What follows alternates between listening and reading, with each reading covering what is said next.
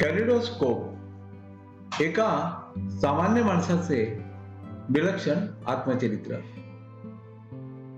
लेखक आणि सादरकर्ते राजीव शांताराम थत्ते. एका 64 वर्षाच्या तरुणांनी लिहिलेलं हे साधं सोपं आत्मचरित्र आहे. या चरित्रात तुम्हाला तुमच्या आयुष्यात येणारे अनुभव कोणीतरी सांगितले आहे असंच वाटेल. प्रत्येकाने आपले जीवन कसे गेले ते सांगण्यात तर खरी मजा आहे. त्यात जर तुमच्या आयुष्यात आगळ्या वेगळ्या अनोख्या घटना घडल्या असतील तर ते वाचकांना नक्कीच आवडेल. मी तसाच प्रयत्न केला आहे. तुम्हाला या चरित्राच्या रूपाने एका सामान्य माणसाचे विलक्षण जीवन कळावे हाच या कॅलिडोस्कोपचा उद्देश आहे.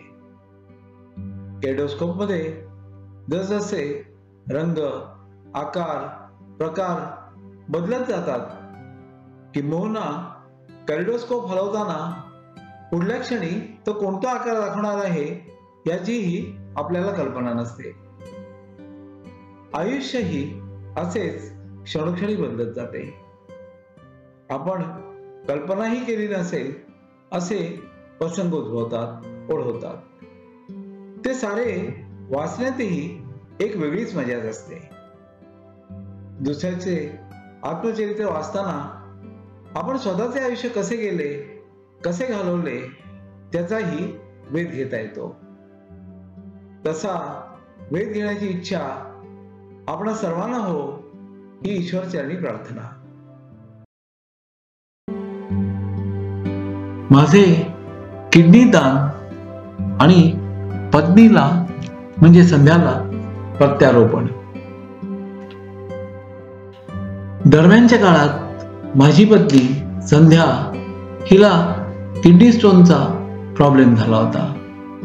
गेली कित्येक वर्षे तिला किडनी स्टोनचा प्रॉब्लेम होता, पण माझ्या आजारपणामुळे तिला त्याच्याकडे लक्षच द्यायला वेळ मिळाला नव्हता. डॉक्टरांना दोन्ही किडनीच्या खालच्या भागात काही स्टोन्स मिळाले. स्टोन्स काढण्याचा त्यांनी प्रयत्न केला, पण ते प्रयत्न अयशस्वी ठरले. ठाण्याच्या डॉक्टर बापट यांनी सर्जरी करून ते स्टोन्स काढून टाकले होते. साल होतं 1998. डॉक्टर बापट यांनी स्टोन्स तर काढून टाकले, पण त्यामुळे किडन्या कायमच्या खराब होऊ लागल्या. हळूहळू संध्याची रक्तातली क्रिएटिनिन लेवल वाढत गेली. माझे आजार तथा सर्जरीमुळे खूप वर्षांपर्यंत संध्या स्वतःकडे व्यवस्थितपणे लक्ष देऊ शकली नाही. तिचे तळवे आणि पायांना घाम सुटायचा. डॉक्टर गुंजोडीकर अनेक वर्षांपासून तिच्यावर इलाज करत आले होते. शेवटी एक दिवस तिची क्रिएटिनिन लेवल वाढत जाऊन 6 वर पोहोचली. संध्या घरी होती. डॉक्टरांना भेटायला अमृता आणि मी दोघे जण गुंजोडीकरांकडे गेलो. डॉक्टर गुंजोडीकर यांनी सांगितलं की संध्याला किडनी ट्रान्सप्लांटेशनची म्हणजे किडनीच्या प्रत्यारोपणाची गरज आहे. ही आम्हाला दोघांसाठीही धक्कादायक गोष्ट होती. डॉक्टर गुंजोडीकर यांच्या समोरच अमृता रडायला लागली. डॉक्टर गुंजोडीकर यांनी तिला पाणी दिलं आणि जवळ घेतलं. जणू काही अमृता त्यांचीच मुलगी आहे. आम्ही दोघं बाहेर रस्त्यावर आलो.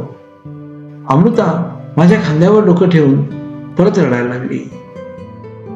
मी तिला शांत केलं, पण मला स्वतःला ऑपरेशनची चिंता लागून राहिली होती. आम्ही घरी आलो. डॉक्टर गुंजोडीकर यांनी जे सांगितलं ते आम्ही संध्याच्या समोर व्यक्त केलं नाही. डॉक्टरांनी दिलेल्या औषधांविषयी आम्ही तिच्याशी बोललो, पण ती बेचैन होती. भविष्यात होणाऱ्या संध्याच्या किडनी ट्रान्सप्लांटेशनचा विचार करता मी नियमितपणे आता व्यायाम करायला सुरुवात केली. मी माझी किडनी परिपूर्ण अवस्थेत संध्याला देऊ इच्छित होतो. मी रोज 3 ते 4 लिटर पाणी प्यायला सुरुवात केली. माझा एकच उद्देश होता की माझी किडनी संध्याला अनुकूल व्हावी. जिनी माझ्या अनेक रोगांमध्ये मला साथ दिली, संगत दिली, सोबत दिली, त्या संध्याला मी किडनी द्यायला समर्थ व्हावं. किडनीच्या प्रत्यारोपणाविषयी मी इंटरनेटवर माहिती शोधू लागलो. प्रत्यारोपण म्हणजे ट्रान्सप्लांटेशन संदर्भात A to Z माहिती देणाऱ्या 10 ते 15 फाईल्स मला इंटरनेटवर मिळाल्या.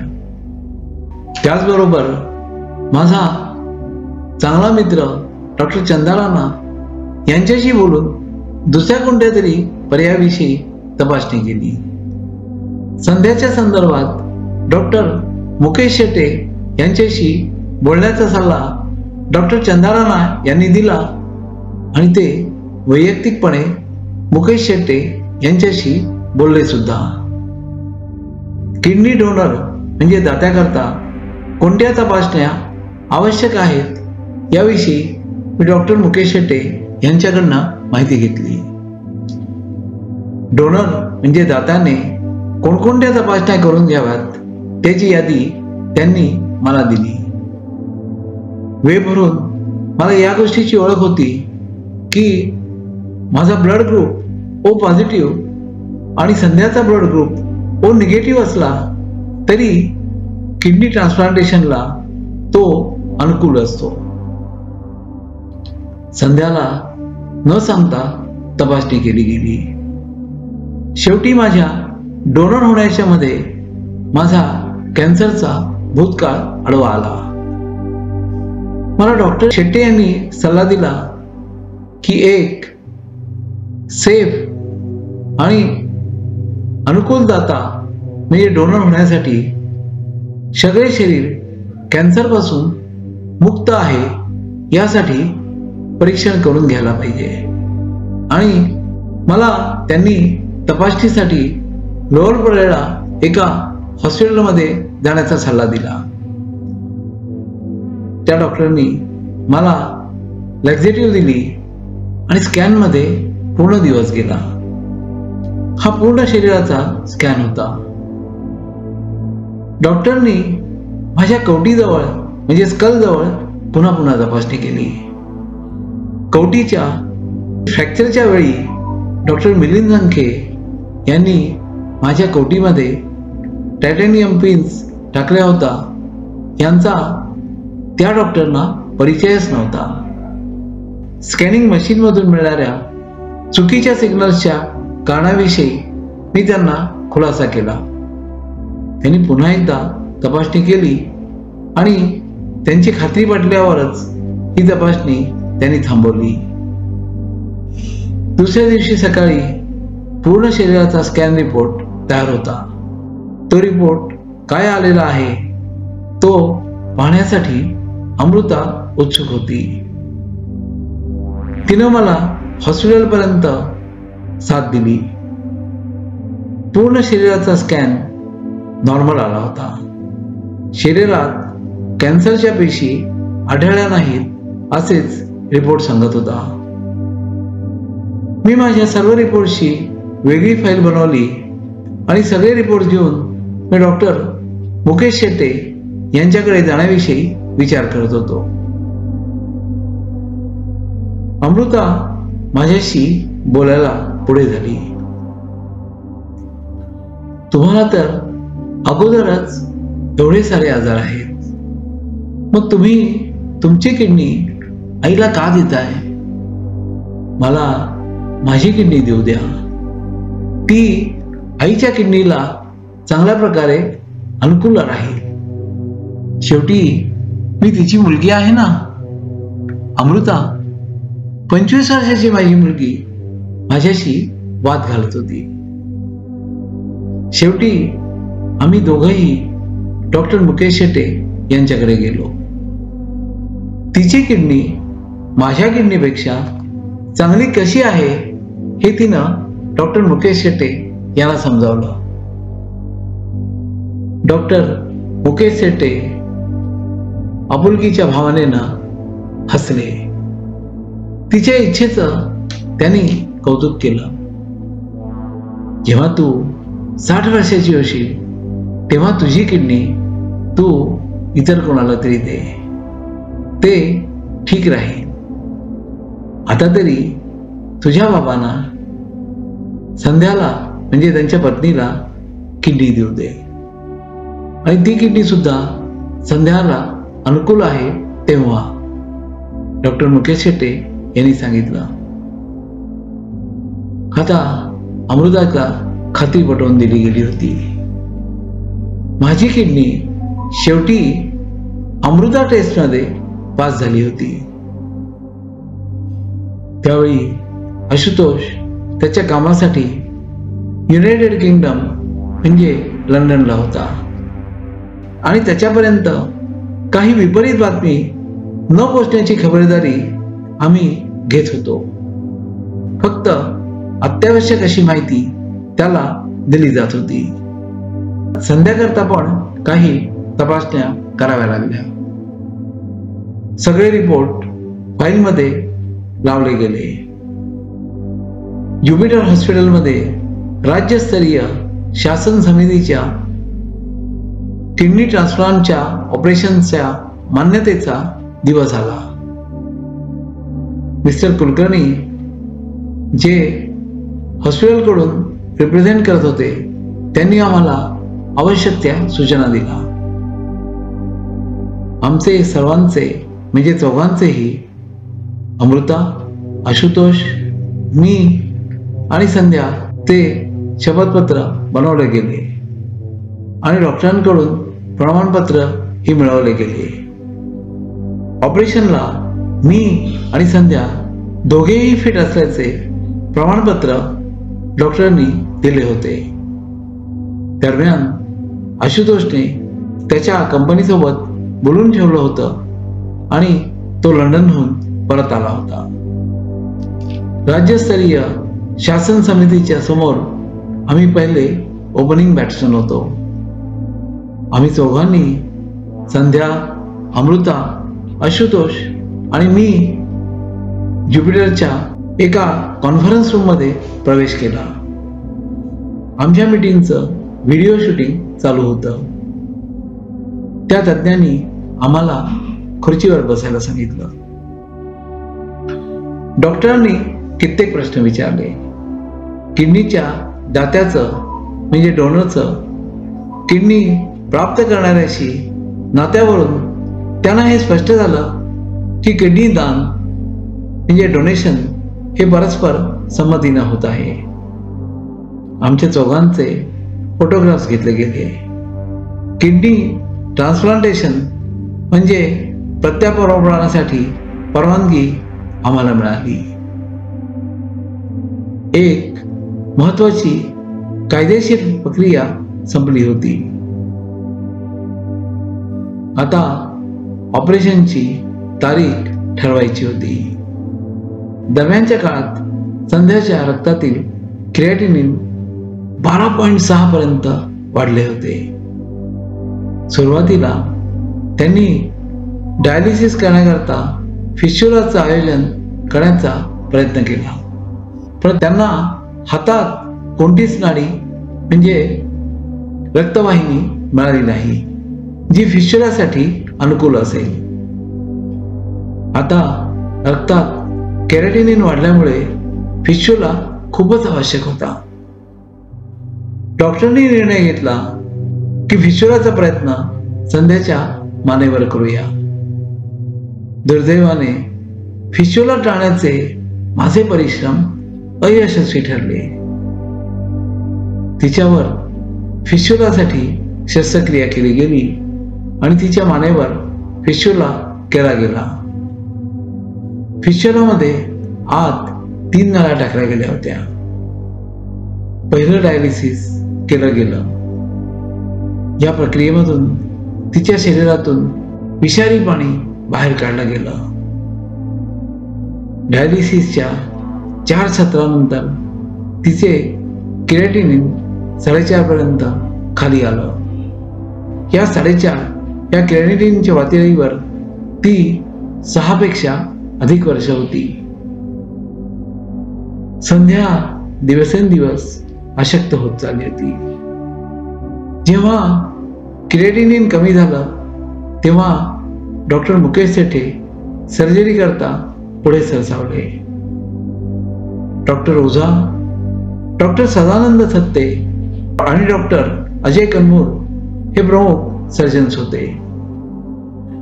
डॉक्टर सदानंद थत्ते यांच्या नावात आमचे थत्ते नाव असल्यामुळे आम्हाला समाधान होतं की कोणीतरी थत्ते परिवारातून आम्हा दोघा थत्तेंची म्हणजे किडनी डोनरची आणि किडनी रिसिव्हरची काळजी घेणार होतं.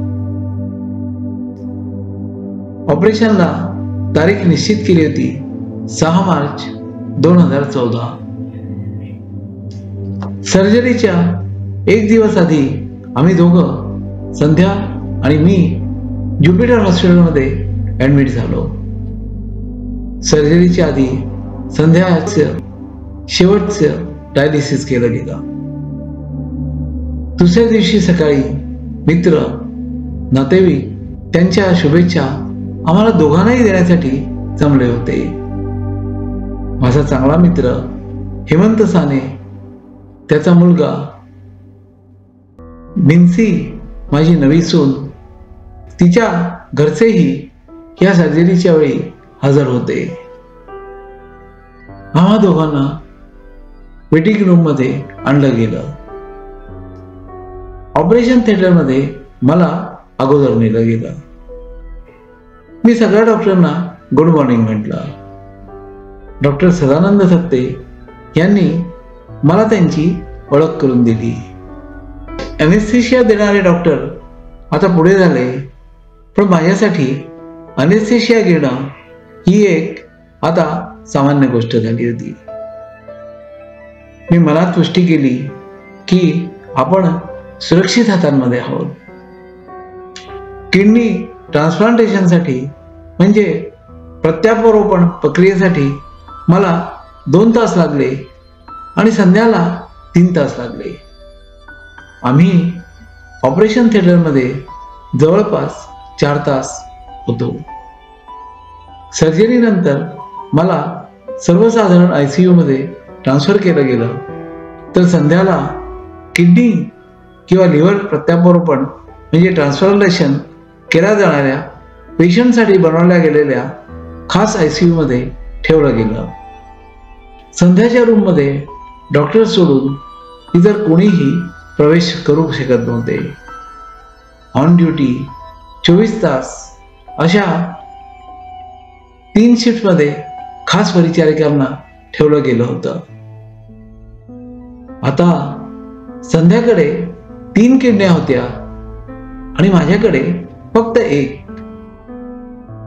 नंतर डॉक्टरनी मला सांगितलं की शस्त्रक्रिया करून संध्याला माझी किडनी बसवल्याबरोबर माझ्या किडनीने तिच्या शरीरात काम करायला सुरुवात केली होती.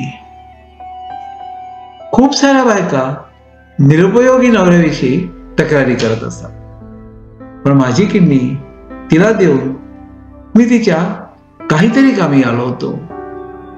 आणि या वास्तव्याचा संध्यानेही हसत स्वीकार केला. माझ्या प्रगतीमुळे मला लवकर 7 दिवसांच्या आतच डिस्चार्ज दिला गेला. संध्यानेही ट्रीटमेंटला चांगला प्रतिसाद दिला आणि 15व्या दिवशी ती हॉस्पिटलच्या बाहेर आली. साधारण ट्रान्सप्लांटेशन सर्जरीच्या पेशंटनी 20 दिवस हॉस्पिटलला राहावे अशी अपेक्षा असते. संध्या 15व्या दिवशीच हॉस्पिटलच्या बाहेर आली म्हणजे 5 दिवस अगोदरच.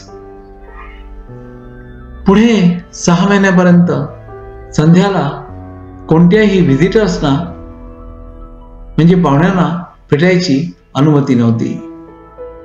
आशुतोषचा आग्रह होता की सर्व कुटुंबियांनी मास्क घातला पाहिजे आणि घरात सर्वत्र साफसफाई ठेवली पाहिजे. संध्या मास्क घातल्याशिवायच बाहेर यायची आणि जर आशुतोष आजूबाजूला असेल तर मास्क घालण्यासाठी रूम मध्ये धावतच जायची. अशा प्रकारे किडनी ट्रान्सप्लांटेशनची सर्जरी आम्ही पार पाडली होती. आता मी किडनी ट्रान्सप्लांटेशनचा डोनर झालो होतो, तर संध्या रिसिव्हर म्हणून उरलेले आयुष्य आनंदाने जगायला निश्चिंत झाली होती. किडनी ट्रान्सप्लांटेशनच्या या ऑपरेशन नंतर मी आणि संध्या दोघंही आता निरोगी झालो होतो. मी किडनी देऊनही माझं केरॅटिनिन लेवल 1.2 म्हणजे आवश्यकतेपेक्षा कमी होतं, तर संध्याचेही केरॅटिनिन लेवल आता 1.3 म्हणजे उत्तम आरोग्याच्या एक लक्षण होतं. आम्ही दोघेही ऑपरेशन मधून सक्सेसफुली बाहेर आलो होतो. आमचं किडनी ट्रान्सप्लांट ऑपरेशन आता सक्सेसफुल झालं होतं.